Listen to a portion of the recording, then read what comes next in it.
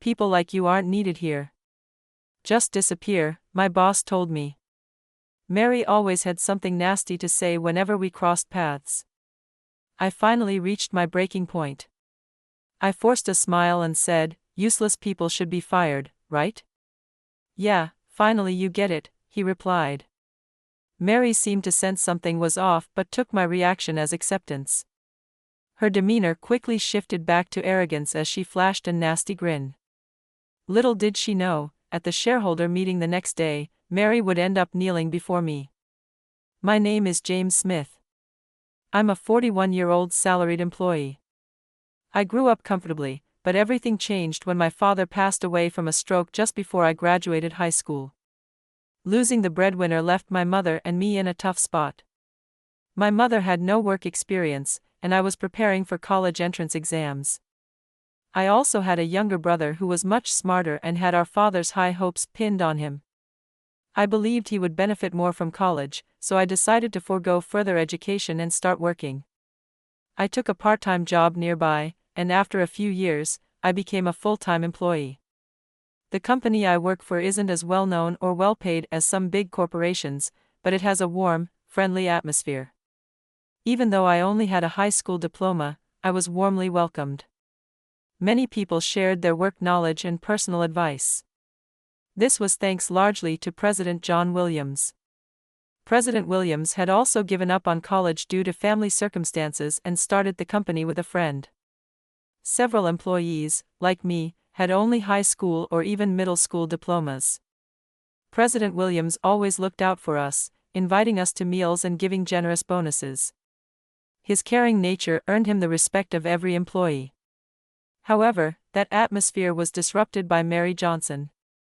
Recruited as a department head for her exceptional talent, Mary came from a wealthy family and had attended elite schools. She flaunted her expensive accessories and often bragged about her possessions. Mary had a terrible work attitude. She looked down on employees without prestigious degrees, treating those with only high school or middle school diplomas as servants. Her comments made it clear she considered us lower in society. Unsurprisingly, she was avoided by everyone. Mary particularly disliked me and made snide remarks whenever we met. "So you only have a high school diploma? I don't need useless grads like you on my team." Hearing this all the time left me exhausted. One day, I asked her why she spoke so poorly of me. Her response was shocking. "Poor people with only a high school diploma are unpleasant to look at. I don't want you in my sight." It seemed she genuinely felt that way. She never gave me meaningful work and only assigned pointless tasks. Just yesterday, she handed me a broom and a rag, telling me to clean a storage room full of junk. "This room might be used someday. If you clean it now, it will be nice and tidy later. Even a useless high school grad like you can handle this," she insisted. I tried to explain that I was too busy, but Mary wouldn't hear it. "Maybe someone else who's free can do it, or we can handle it during year-end cleaning," I suggested, bowing my head. Mary was furious. "Are you refusing a task from your superior? You need to restart your career from scratch," she said, shoving the broom and rag into my hands and standing guard. With no choice, I began cleaning. After 10 minutes, Mary got bored and said, "Do it as soon as you're told next time. I'll let you off the hook for today." Finally, I could return to my actual work. But that was a mistake. A few hours later, Mary stormed in shouting, "Why did you stop halfway? Don't you have any sense of responsibility?" I held back my frustration, listened quietly, and was left mentally and physically exhausted. Everyone in the office wondered how Mary became a department head. She had skillfully presented herself as a cheerful and kind elite during her interview, fooling the interviewers. Mary had a history of impressive achievements at her previous job, which earned her a department head role here. Her reputation for business management preceded her. When she first joined us, she made a great impression on the president and other executives. At meetings, she was all smiles and very proactive. It was hard to believe she was the same person I had met. When Mary initially arrived at our office, she was polite and professional. She introduced herself as Johnson, the new department head, and expressed eagerness to work with us. We had high hopes for her. But as time passed, her true colors began to show. She started acting like a tyrant. Mary had a habit of flattering the higher-ups while treating her subordinates poorly. Her behavior made other employees unhappy, and some even wished for a new department head. The office atmosphere became tense, especially with recent thefts of employees' money and belongings. Despite our attempts to enforce locker use and reminders not to leave things unattended, I was determined to catch the thief. But then a major incident occurred. One day, as I was about to leave for lunch, Mary stormed up to my desk and slammed a document down. "Don't think you can just go out for lunch. What are you going to do about this?" she shouted. She thrust an email and a client complaint at me. The email read, "Your products are of the worst quality, frequently damaged, and overpriced. We are terminating future business." I was shocked. Mary accused me of sending the email, but I had no memory of it. I pointed out that the email wasn't even from my address. Despite my explanation, Mary was relentless. "Everyone else handling this client is a college graduate. Only someone like you would send such an offensive message." She insulted me, saying I was a menace to the company. Her accusations and insults pushed me past my limit. Instead of backing down, I decided to use all my power to teach Mary a lesson. I put on a forced smile and said, "Useless people should be fired, right?" Mary seemed to sense something was off but assumed I had accepted her opinion. She quickly returned to her arrogant self, sneering at me. From then on, Mary made snide comments like, "It's refreshing not to have a nuisance around," or "I'm glad to be free from babysitting an incompetent employee." Her cluelessness only made me want to laugh. The next day was the company's shareholder meeting. When I arrived at the venue, Mary saw me and confronted me angrily. "Why is a lowly employee like you here? This meeting is for insiders only." I calmly explained that I was instructed to attend. Ignoring me, Mary started pushing me out. "Get out before you bother the president."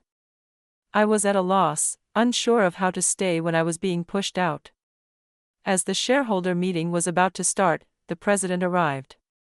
Mary interrupted my explanation, putting on her polite smile for him. "This is James Smith." He was trying to attend the meeting without knowing his place. I was just sending him away. The president's expression darkened. He turned to me and said, "Smith here holds 90% of the company's shares as a special controlling shareholder. Of course, he has to attend the shareholder meeting." Mary turned pale and stared at me, trembling. When I slowly nodded, she let out a short scream and collapsed on the spot. In reality, I own 90% of the shares of the company I work for. A shareholder holding over 90% of the shares is called a special controlling shareholder. Such a shareholder is a powerful figure with the right to demand that all other shareholders sell their shares through a resolution of the board of directors.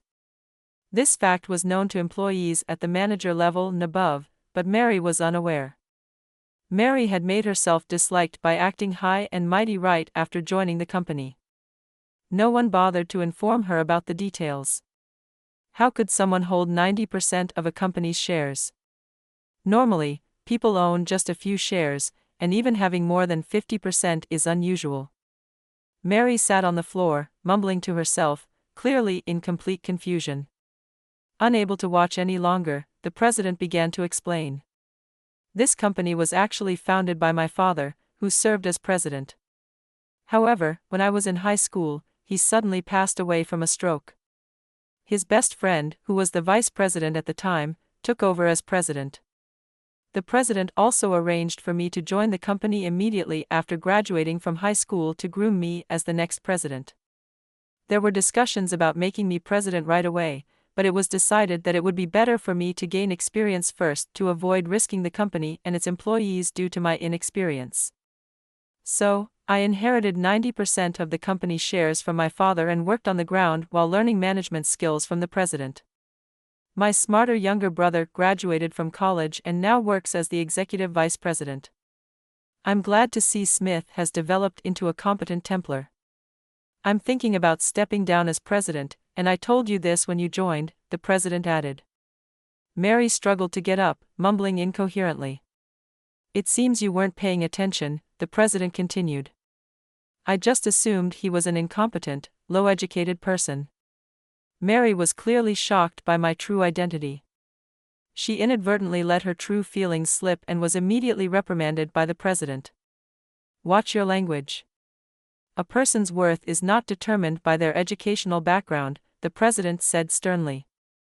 But I think it's wrong for Smith to hold 90% of the shares instead of reflecting, Mary argued with the president. It's just because he's the son of the former president that he holds 90% of the shares. I am much more competent and contribute more to the company. Judge by ability. I was utterly astonished that she would declare herself so superior.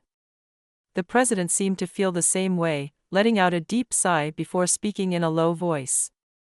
Smith is far more competent than you. He listens to the employees' needs, constantly improves operations, and boosts workplace morale. I do that too. Mary tried to compete with me, only making the president angrier. Don't be ridiculous. Do you think I'm unaware? I've heard reports that you're harassing other employees instead of boosting morale. The president's face hardened as he began to reprimand Mary for her behavior. You put on a good face for me and the upper management, but I've been informed about your horrible treatment of subordinates, looking down on people based on their education, assigning unnecessary tasks, and disrupting their actual work that was meant to help them grow their abilities. Mary continued with her weak excuses, but the president wasn't buying it. Enough. You don't need to say anything more.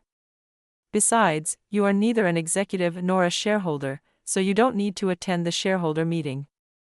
I already sent an email about this. What? I thought it was a mistake. I'm an extremely competent employee, right? I figured the president must have made an error in the recipient list. I was eager to attend today to assume the president made a mistake and then crashed the shareholder meeting. This was just how brazen Mary was. The president sighed deeply and turned his back to her. Regardless, you weren't invited today. I'll be calling you in tomorrow, so go home for now. But I'm a highly valued department head. I'm essential for the shareholder meeting. Mary persisted. The president sternly ordered her to leave, and she finally retreated. Watching the entire scene unfold, I was thoroughly astonished. The president was usually very gentle, treating employees like family. I had never seen him this angry, even though I had known him for a long time. This incident clearly deeply angered him. After that, the shareholder meeting concluded without further issues, and I prepared to head home. It had been a hectic day with Mary's interruption and the president's anger, so I planned to relax once I got home. I had no idea another incident was waiting for me. As I left the venue and headed toward the taxi stand, I heard hurried footsteps behind me. I turned to see Mary sprinting toward me. She quickly caught up and stood in front of me, blocking my way. Breathing heavily but grinning, she said, "Oh good, I made it in time." "Why are you here?" "I thought you had left already," I said, puzzled. Could she have been waiting outside until the shareholder meeting was over? Mary ignored my suspicious look and started talking with a creepy smile plastered on her face. "The president said he would call me in tomorrow, but I have a bad feeling about it. I thought I'd ask a favor from you, Mr. Smith." "A favor?" I had a bad feeling about this, and my face must have shown it. Mary suddenly bowed deeply. "I'm sorry for everything I've said and done. I'm apologizing, so could you please say some nice things about me to the president?" "You're not apologizing because you feel bad, you just want to escape blame." I firmly rejected her and tried to leave, but Mary spread her arms wide, blocking my way. She kept bowing repeatedly while holding her arms up like in a bizarre dance, attracting a lot of attention. Unfortunately, it was a busy street, and the stares from passers-by were painfully obvious. When children started giggling at her, Mary finally seemed to realize how embarrassing she looked. "Anyway, make sure to support me tomorrow." I'm your boss, remember? Shouting this, Mary ran off as fast as she had come. She tripped spectacularly, drawing even more attention, but I pretended not to notice and quietly left. The next day, when I arrived at work, Mary, with her leg wrapped in a bandage, approached me. I hurt myself after I fell yesterday. I scraped my leg and got bruises. It was awful. Is that so? What a misfortune, I responded coldly. If it had been anyone else, I would have shown concern, but considering everything she had done to me, I felt no sympathy. More importantly, doesn't the president have something important to discuss with you, right? Mary said. I was told to go to the president's office as soon as I arrived, since I was also summoned by the president. I reluctantly accompanied Mary. She kept complaining about her foot pain and insisted on walking slowly, which was really annoying. Throughout this, she never apologized to me. I felt justified in not forgiving her. As I knocked on the president's door and entered, we were met with the president's sternest expression yet. The moment she saw him, Mary straightened up as if she had never been complaining about her pain. Good morning, Mr. President. What can I do for you today? If someone hadn't witnessed yesterday's argument, they might think she was a polite woman. But the president wasn't fooled. He looked at her with a cold stare. It's too late to try and fix your attitude. Your punishment has already been decided. Punishment? What do you mean by punishment? Mary turned pale, but the president continued without hesitation. You are being dismissed for misconduct. We no longer need you at this company. You mean I'm fired? This punishment is too harsh. Mary tried to approach the president but stumbled due to the pain in her injured leg. The president remained unfazed and calmly continued his explanation. As for the reasons for your dismissal, first is your harassment of subordinates. I haven't harassed anyone. I'd admit I've been strict, but it was to train my subordinates. Despite having me as a witness next to her, Mary boldly insisted on her innocence. The president furrowed his brow deeper and pulled out a voice recorder. This voice recorder contains your abusive remarks. When did you?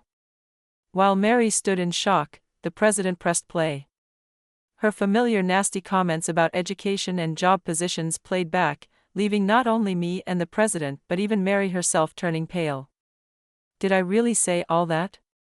Both I and the other employees endured your abuse every day. Can you understand our suffering and anger? My words caused Mary to waver. I'm sorry. It was the first genuine apology I had ever heard from her, but her offenses didn't end there. The second reason for your dismissal is that you caused trouble for our clients. Just ask Harris, Smith. The president then produced the document detailing the email incident from the day before the shareholder meeting. An investigation of our company computers revealed that the email was sent from your computer. Do you have any explanation for this? I'm sorry. I wrote that email. Faced with irrefutable evidence from the computer investigation, Mary finally conceded. She admitted her guilt in a low voice and finally began to explain why she had harassed me so persistently. I worked hard to graduate from an elite university and struggled to become a department head. But Smith, with just a high school diploma, was liked by the other employees. It made me so angry. So I thought I'd scare him a little. It was just a prank. I didn't mean any harm. Her selfish reasoning made the president slump his shoulders in exasperation. Don't make childish excuses. And what about the third reason for your dismissal? The president then showed us footage from the security cameras installed in the office. The video clearly showed Mary sneaking around and searching for valuables. Mary turned pale and stared intently at the screen. Her previously remorseful demeanor vanished, and she began to sweat nervously as she fired questions at the president. But I checked all the security camera positions. I shouldn't be on tape. Recently, employees' wallets and personal belongings were being stolen, so we installed additional security cameras. Even as a department head, you resorted to theft. What were you thinking?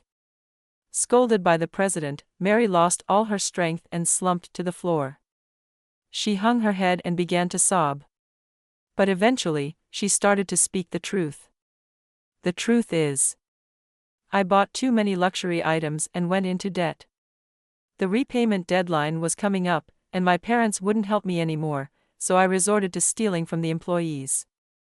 I had no idea Mary was buying luxury goods on credit. Not being able to repay her debts and being abandoned by her family had left her in a dire situation. Why didn't you just sell the luxury items? I muttered. Mary burst into tears. I did sell them.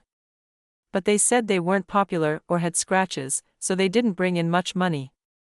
I had held off on her dismissal, thinking there might be some deeper reason behind her actions.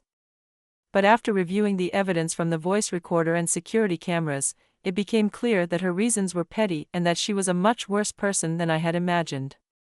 It took some effort to gather all the evidence, but I'm glad I consulted the president and that we made the right decision. Mary, please reflect and atone for your sins. As I spoke my final words to her, she cried and said, I'm sorry. But I couldn't believe her words, not until she truly paid for her actions. Afterward, we consulted the police about Mary, and she ended up with a criminal record. A thorough investigation revealed she had stolen from donation boxes at temples and shrines, which ultimately led to her imprisonment. I hope she sincerely reflects on her actions and atones for her crimes. Meanwhile, I spent my final year of training as Mr. Williams' secretary before finally becoming the president. Moving forward, I plan to continue valuing employee performance over educational background and aim to create a rewarding workplace. My brother, who was the executive vice president, has now become the vice president and is my indispensable right-hand man. His dedication inspires me to keep striving. I want to continue working with the people around me, to cherish both the company and its employees.